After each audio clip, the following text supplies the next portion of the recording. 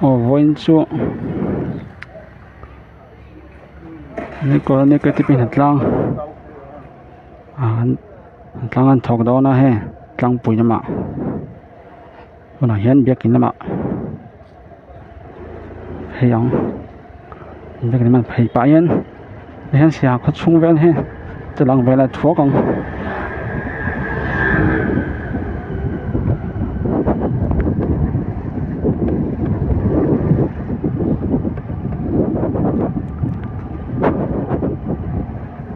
so ta thian no dei ji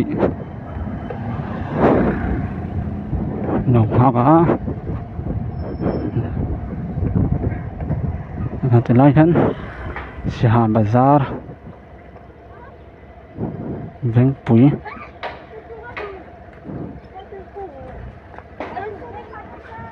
giảm tất mày ẩm tôi đã nay đã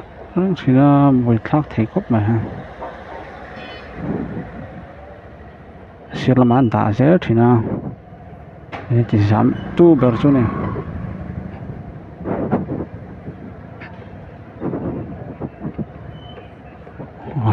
này traffic point này là ha Siha veng pui traffic point này từ làm hết nếu colony lắm bằng còn nó đi về tọt thung qua ha nên colony bây giờ lắm ạ hay để ống thì hơn hay hay trong hiến nên colony VC1 cái váy làm hết nên colony VC1 này ở tính làm hết nên colony VC2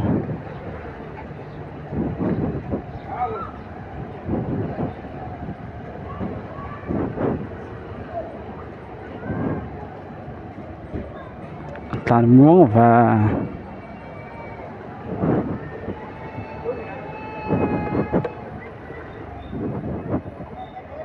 spit cái lại tất mày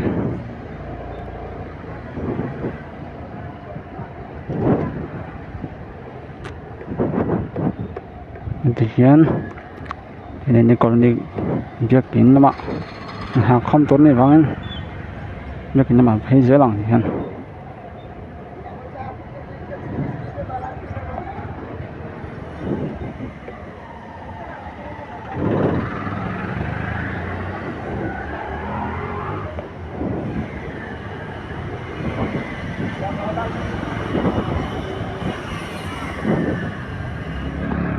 tại hiện lục hang này he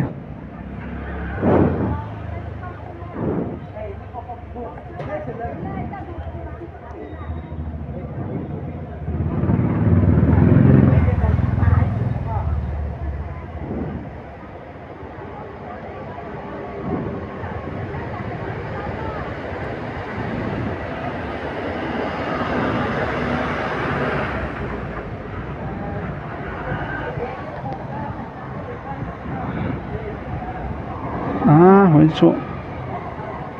đấy làm chỗ lồn khộp này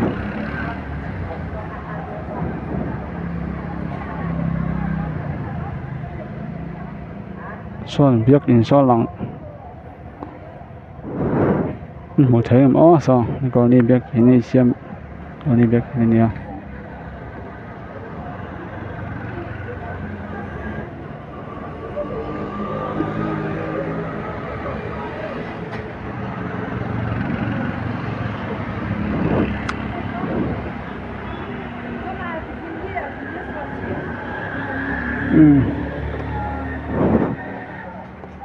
họ cái là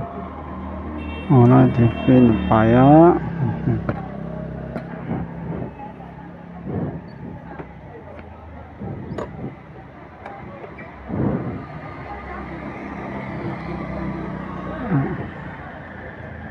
mama hay léng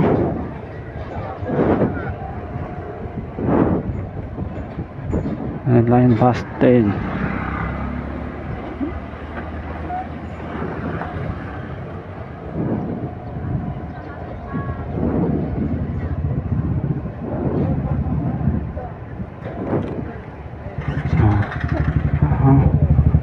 biết kín anh đi biết hiện tại xuống hàng không tốt này phải không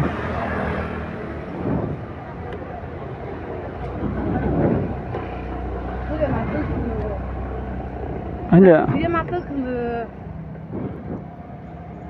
được đấy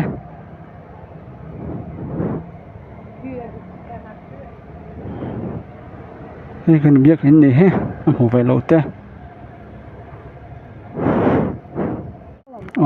tôi nói anh cơ đón chứ đang bụi lắm ạ với chỗ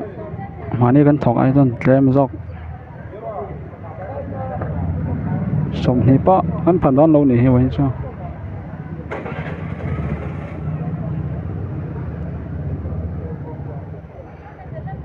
cái gì á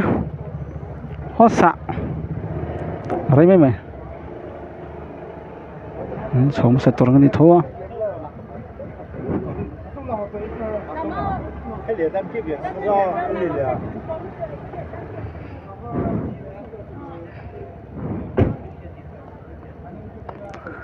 你下档配车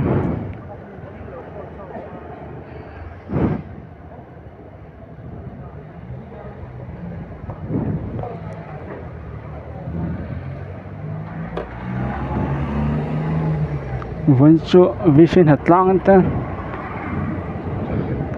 ông vàng in đang thòng tổ toàn kém khóc mày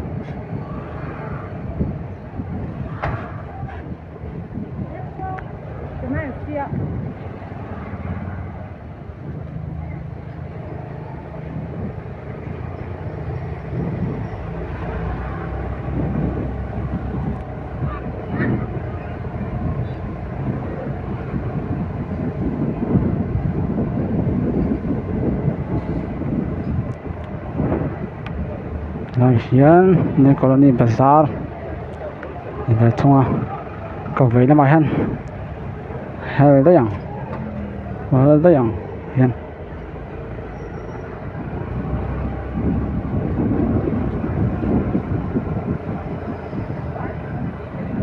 từ là mình vị trí trụ nên colony thì về thông hay anh làm bọn là tăng thọc một mức mẹ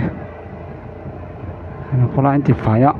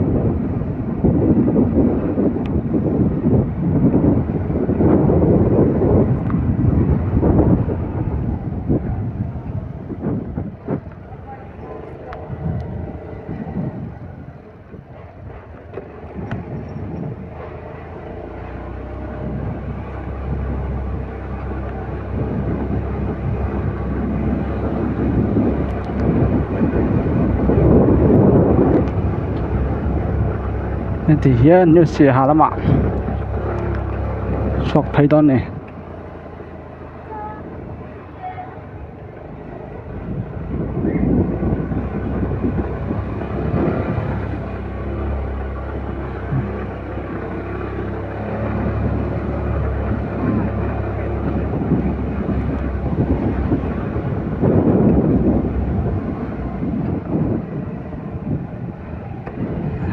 thằng không tậm khóc mày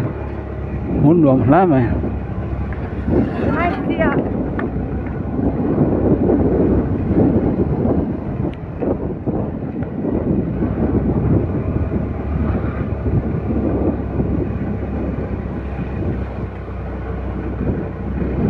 nhưng sẽ hàng lướt tại anh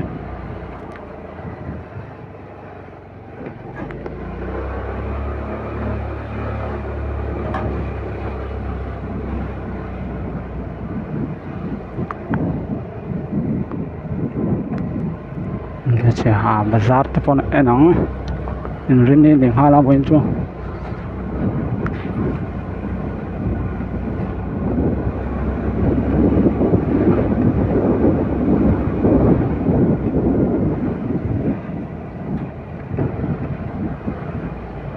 he ăn lùn lẹ khóc mày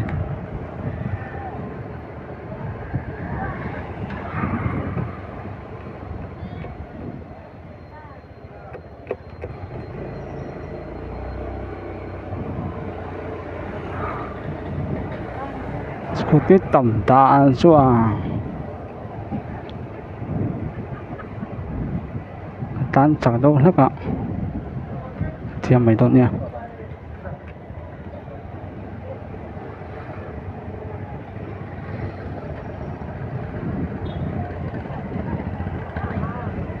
hè cho phải tầm khóc mày lo hiện như sẽ hả bazar ya he ăn luôn khóc mày nản thà sòm bản hiệp trap à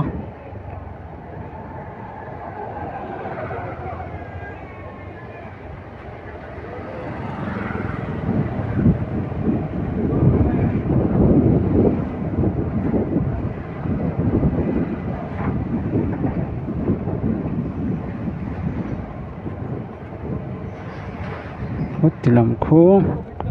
sẽ học government school này cô đi hiện sẽ trả lắm ạ chụp này dễ lắm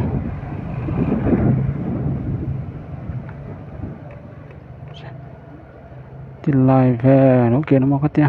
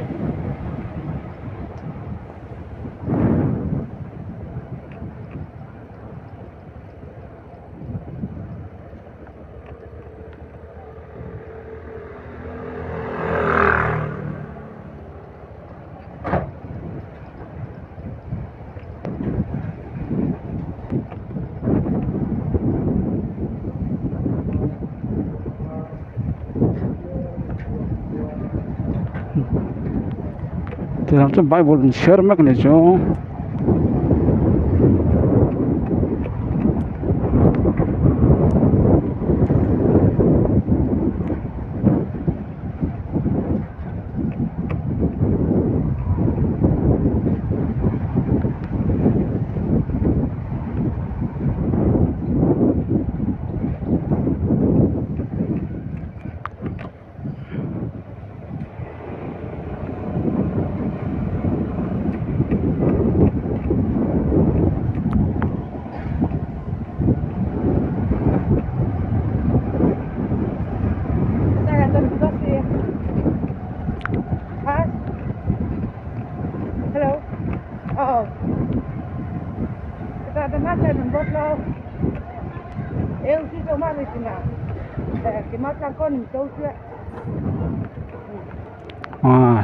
sẽ hạ tạm bazar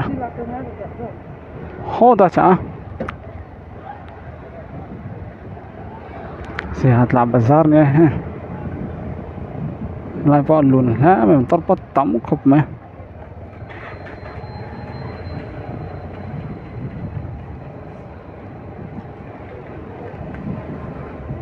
lại nó bazar sẽ đến nha ha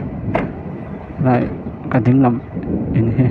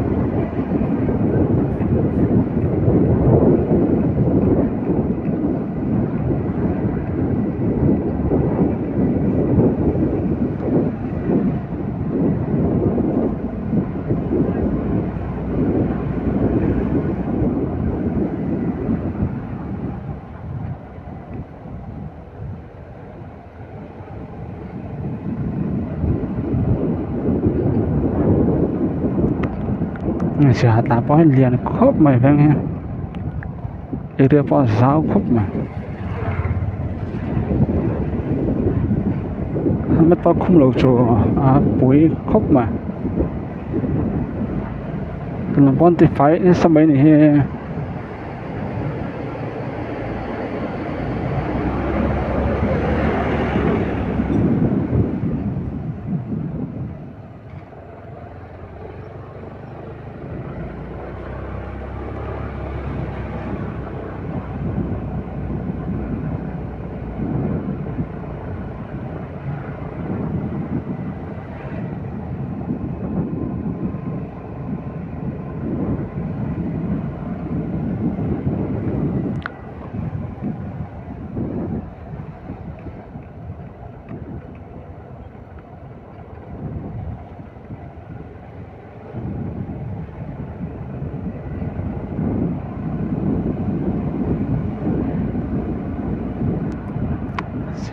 sihat ta nó tập lâu ra rằng cái lại xem nó thấy giờ